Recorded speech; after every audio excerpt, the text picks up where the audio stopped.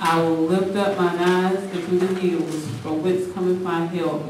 My help cometh from the Lord, which made heaven and earth. He will not suffer thy foot to be moved.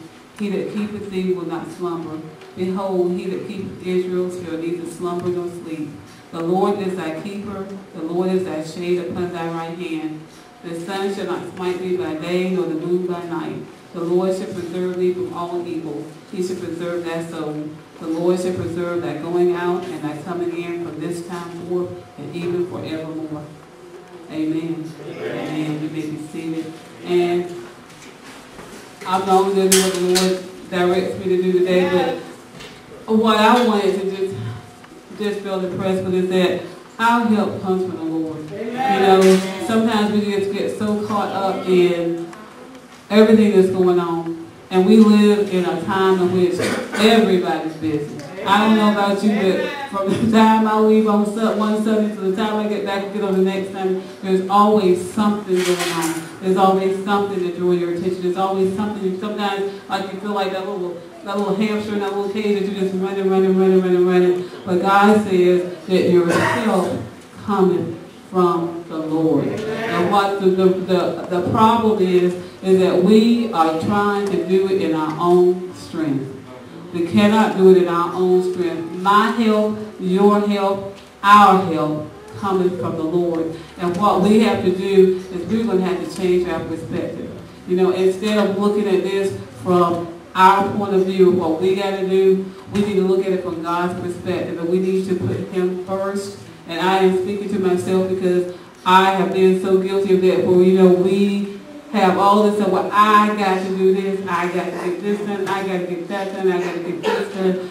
But all of our help coming from the Lord. In order for us to get that help from the Lord, we got to rest in Him. And in order to rest in Him, we got to put it in His hands.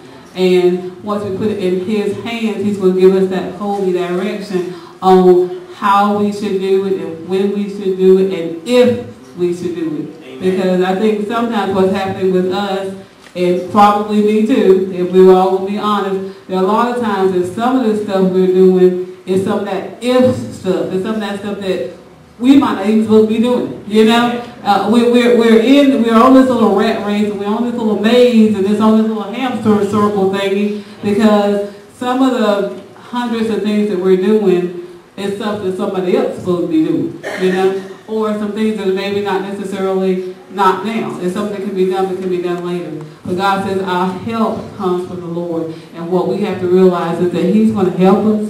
He's going to direct us, but we got to seek Him.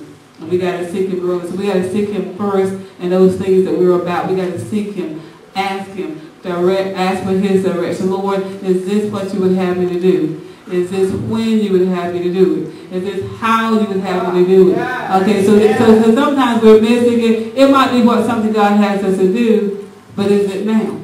And is this the way He wants us to do it? Is this the how He wants us to do it? So He's just telling me right now, you know, some of the stuff that we're in right now is stuff that it's good stuff, but it's not necessarily God's stuff, as my pastor said. So, you know, so sometimes we gotta reevaluate. We gotta reevaluate, because yes, our help coming from the Lord, but we gotta receive the help. I mean, God is He is not going to force Himself upon us.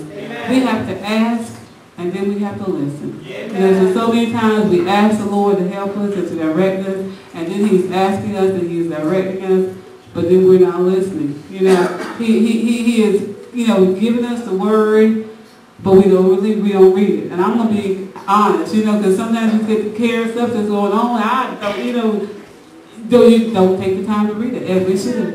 Or you're reading it, but you're not allowing it to sink into your spirit. You know, we just thank God for His word and for His spirit.